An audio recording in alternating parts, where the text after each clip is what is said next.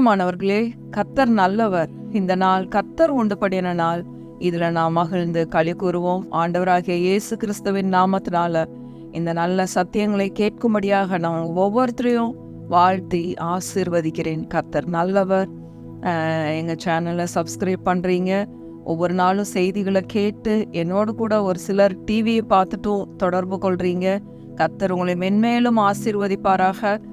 கர்த்தரை அறிகிற அறிவில் நம்ம ஒவ்வொரு நாளும் வளர்றது அது நம்மளுடைய வாழ்க்கையில் மகா பெரிய ஆசீர்வாதங்களை கொண்டு வரும். சத்தியத்தையும் அறிவீர்கள், சத்தியம் உங்களை விடுதலையாக்கும். நம்ம ஒரு நாளைக்கு ஒரு வார்த்தையை அறிந்து கொள்ளும் பொழுது வார்த்தையின் மூலமாக நாம் அவரை தரிசிக்க முடியும். பாருங்க, கர்த்தர் நல்லவர். பிரியமானவர்களே, இன்றைக்கும் கூட ஒரு அற்புதமான சத்தியத்தை நாம் கற்றுக்கொள்ள போகிறோம்.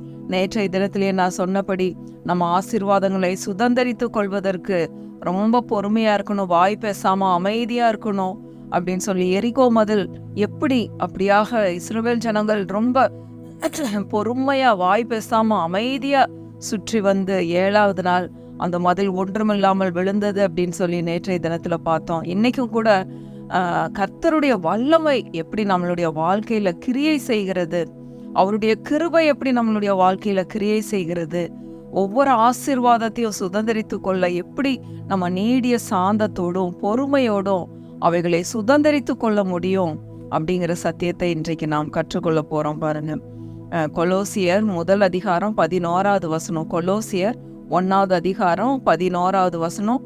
புதிய ஏற்பாட்டில் 275வது பக்கம். பாருங்க, சந்தோஷத்தோட கூடிய எல்லா பொறுமையும் நீடிய சாந்தமும் உண்டாவதற்கு மகிமையான அவருடைய வல்லமையின்படி எல்லா வல்லமையாலும் பலப்படுத்தப்படவும் உங்களுக்காக வேண்டுதல் செய்கிறோம். பவுல் நம்மளுக்காக வேண்டுதல் செய்கிறாரா? என்ன? சந்தோஷத்தோடு கூடிய எல்லா பொறுமை நீடிய சாந்தம். ஒவ்வொரு காரியத்தையும் நம்ம சுதந்திரித்து கொள்வதற்கு பொறுமையும் நீடிய சாந்தமும் அவசியமா இருக்கு.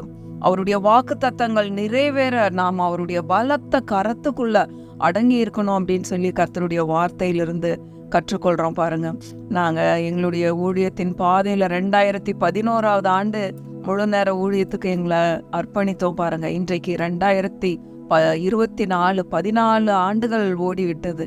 இந்த 14 ஆண்டுகளும் அநேக காரியங்களை, அநேக சத்தியங்களை கர்த்தர் எவ்வளோ நல்லவர் என்பதை நாங்கள் கண்டு கொண்டோம்.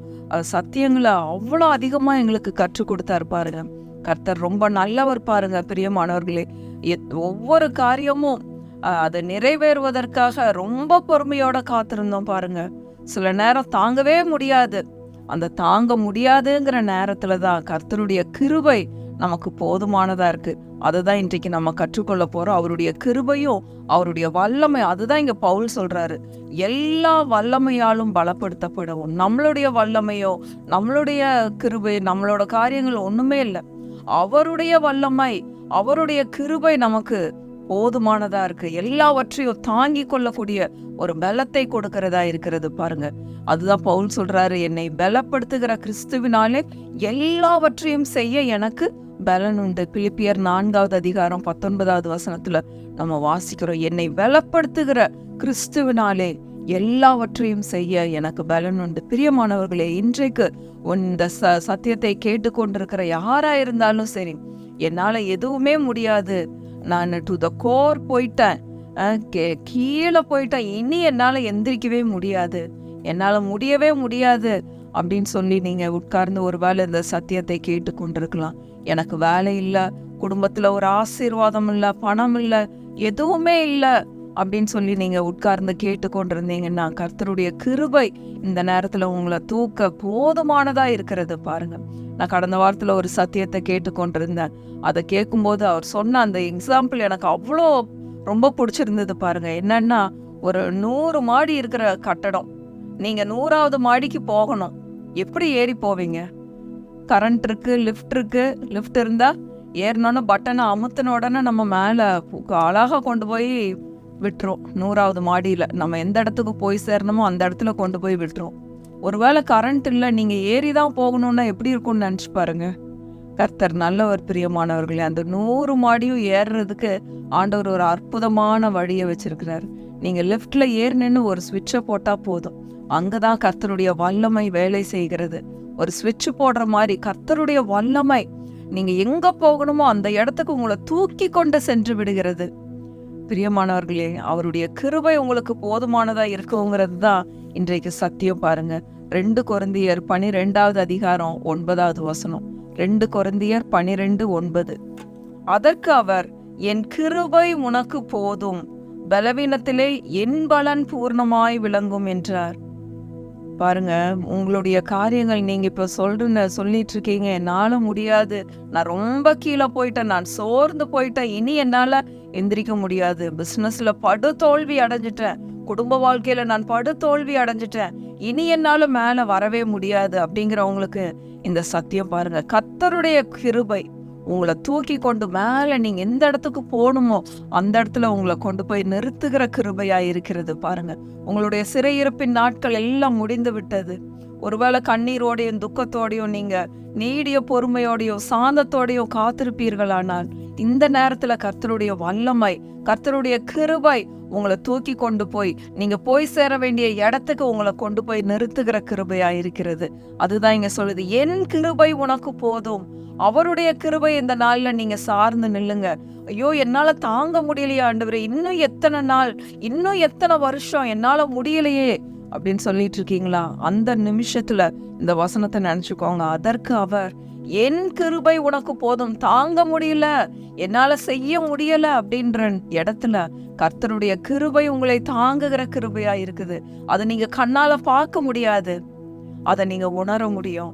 அவருடைய கிருபையை நீங்க அனுபவிக்க முடியும். பிரியமானவர்களே, பாருங்க, நம்ம ஃபீலிங்ஸ்னால, ஏதோ ஒரு ஐம்புலன் அறிவுனால இதையெல்லாம் அனுபவிக்க முடியாது. பாருங்க, கர்த்தருடைய வல்லமை, அவருடைய கிருபை எல்லாம் நம்ம ஐம்புலன் அறிவுனால அறிந்து கொள்ள முடியாது.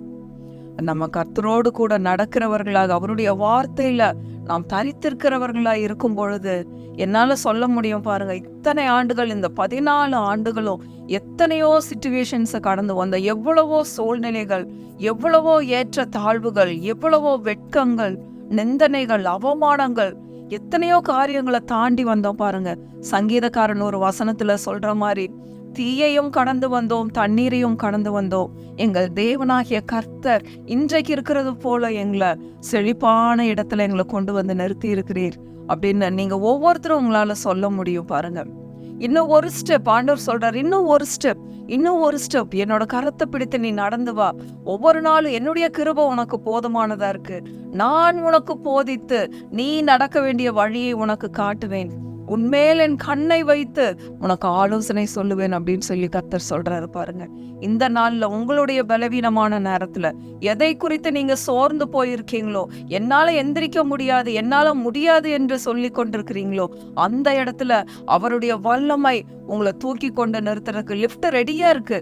நீங்க ஏறி நின்னுட்டா போதும், ஸ்விட்சை மட்டும் நீங்க போட்டா போதும், நீங்க போய் சேர வேண்டிய இடத்துல லிஃப்ட் உங்களை கொண்டு போய் விட்டுரும். நீங்க கலங்கி தவிக்க வேண்டாம், ஐயோ 100வது மாடியா, நான் எப்படி போவேன்னு சொல்லி நீங்க நினைக்கவே வேண்டாம். அவருடைய கிருபை உங்களை தூக்கி கொண்டு போய் அந்த இடத்துல நிறுத்திடும். அவருடைய கிருபையில நீங்க பேசாம அமைதியா நிக்க வேண்டியதான். லிஃப்ட்ல ஏறி நின்றுட்டு நம்ம குதிக்கவே வேண்டாம். ஐயோ ஐயோ நான் போகணுமே நம்ம குதிக்க வேண்டிய அவசியமே இல்லை. அமைதியா ஏறி நின்று ஸ்விட்சை போட்டா போதும், நீங்க போய் சேர வேண்டிய இடத்துக்கு லிஃப்ட் உங்களை கொண்டு போய் விட்டுரும். அப்படியாக நீங்க கர்த்தருடைய வல்லமையை சார்ந்து நிற்கும் பொழுது அவருடைய பலன் உங்களை தாங்குகிறதா இருக்கிறது, அவருடைய கிருபை உங்களை தாங்குகிறதா இருக்கு. கடைசியா இந்த பிலிப்பியர் 4:19 வாசித்து முடிப்போம். பிலிப்பியர் 4வது அதிகாரம் 19வது வசனம் பாருங்க. பிலிப்பியர் 4:13, என்னை பலப்படுத்துகிற கிறிஸ்துவினாலே எல்லாவற்றையும் செய்ய எனக்கு பலன் உண்டு. பாருங்க, நம்மளோடு கூட அவர் உடன்படிக்கை பண்ணி இருக்கிறார். பூமி எங்கும் எந்த ஜாதிகளிடத்திலும் செய்யப்படாத அதிசயங்களை நான் உனக்கு செய்வேன், நான் உன்னோடு கூட இருந்து உனக்கு செய்கிற காரியம் பயங்கரமா இருக்கும். யாத்ராகமம் 34:10 அந்த வசனத்தை கூட போட்டா நல்லா இருக்கும். பாருங்க, யாத்ராகமம் 34:10 ஆண்டவர் உங்களோடு கூட ஒரு உடன்படிக்கை செய்திருக்கிறார். நான் உன்னை விட்டு விலகவே மாட்டேன், நீ போரிடமெல்லாம் நான் உன்னோடு கூட இருப்பேன், நான் உன்னை கைவிட மாட்டேன் என்று சொல்லி இருக்கிறார். அவர் உடன்படிக்கையின் தோழர், அவர் உங்களோடு கூடவே இருக்கிறார், அவர் உடன்படிக்கையின் பங்குதாரர், உங்களை கைவிடவே மாட்டார். பிரியமானவர்களே, நீங்க போற இடமெல்லாம் அவர் உங்களோட கூட வந்து நீங்க வசனத்துல நிற்கும் போது அவர் கூடவே வர்றாரு. வந்து உங்களை கொண்டு போய் நீங்க போய் சேர வேண்டிய இடத்துல கொண்டு போய் உங்களை நிறுத்துகிற தேவனாய் இருக்கிறார். உங்களை மகிமைப்படுத்துகிற தேவனாய் இருக்கிறார். உங்களை கனப்படுத்துகிற தேவனாய் இருக்கிறார். அவர் அற்புதமான ஆண்டவர். பாருங்க, என்னை பலப்படுத்துகிற கிறிஸ்துவினாலே எல்லாவற்றையும் செய்ய எனக்கு பலன் உண்டு. என்ன செய்ய போறது நம்ம இல்லை, நான் இல்லை, எனக்குள்ள இருந்து அவர் பெரிய காரியங்களை செய்து கொண்டிருக்கிறார். வசனங்களை சொன்னா ஏகப்பட்ட வசனங்களை சொல்லலாம்.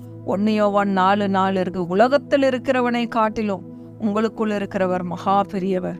நீங்க எதையும் செய்ய போறதில்ல. நீங்க அமைதியா அவருடைய கிருபையும் அவருடைய வல்லமையும் அவருடைய பலத்தையும் சார்ந்து நிற்கும் பொழுது உங்களுக்காக அவர் எல்லாவற்றையும் செய்கிற தேவனாய் இருக்கிறார். நீங்க வசனத்தை மட்டும் முழக்கமிடுங்கள். ஒவ்வொரு நாளும் நீர் சொல்லி இருக்கிறீர், நீர் செய்வீர் ஆண்டவரே, நீர் நிறைவேற்றுவீர், எங்களை கரை சேர்ப்பீர், அக்கறையில கொண்டு போய் நிறுத்துவீர். நீர் நல்லவர், அவர் நல்லவர், நல்லதை தான் செய்வார். உங்களை கொண்டு போய் அந்த கரையில நிறுத்ததான் போறார். விசுவாசத்தோடு அவருடைய வார்த்தையில நில்லுங்க. அவருடைய கிருபை உங்களுக்கு போதுமானதா இருக்கிறது. கர்த்தர் நல்லவர், அவரை துதியுங்கள், அவர் கிருபை என்றும் உள்ளது. ஆமென், ஆமென்.